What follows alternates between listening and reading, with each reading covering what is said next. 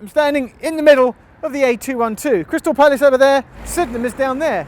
But beneath my feet, right here, right now, is the Crystal Palace subway. The Crystal Palace subway is an abandoned Victorian construction that used to link the old Crystal Palace railway station to the Great Exhibition of the same name.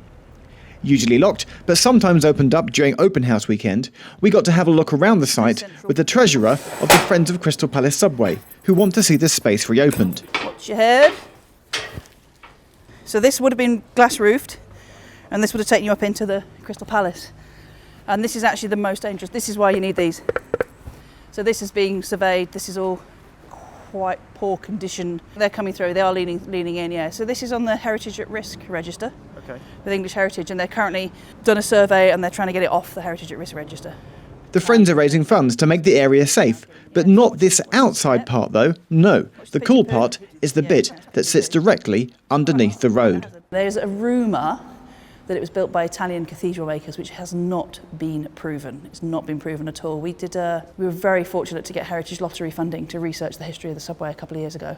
And lots of things we discovered have changed people's sort of previous knowledge of it. The architect is not who everybody thought it was, and we haven't proven that it's Italian cathedral makers.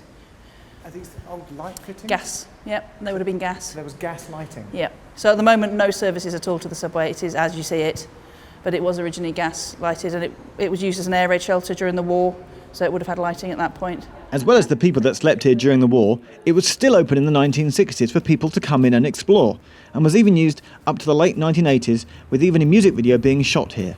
All a far cry from the time when it originally opened in the 19th century. The Crystal Palace Great Exhibition was in Hyde Park was 1851.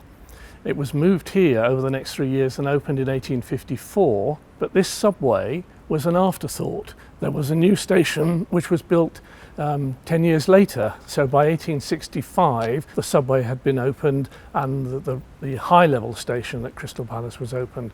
So there were then two access points to the Crystal Palace itself. Yes, that's right, the high-level Crystal Palace station. There used to be a second station here, part of the Crystal Palace and South London Junction Railway. But for more on that, watch our separate video here that we've made about it. I just love the fact that there's cars and traffic going above and they don't know it's here. But this is my favourite fact though. It was used during the Second World War as an air raid shelter. People would sleep and eat and drink down here, and where people eat, drink and sleep, they also go to the toilet, which is why there's part of an old urinal down here. So what would this space be used for? We've had so many ideas over the last few years, from world-class ballet dancers wanting to do stuff, to artists, to poets, to sculptors, to musicians, everything from heritage fairs, to art fairs, to recitals, anything. Mainly cultural and heritage and art. So a number of people have talked about bars and restaurants. That's not within our remit. We don't own the space. What we want to do over the next few years is just show that it has a value to the community. Back up at street level, Jules showed me the bricked up wall which they want to turn into an entrance with the old stairs leading down to the subway. They hope for work to start on this by the end of December, which will be exactly 150 years since the subway opened.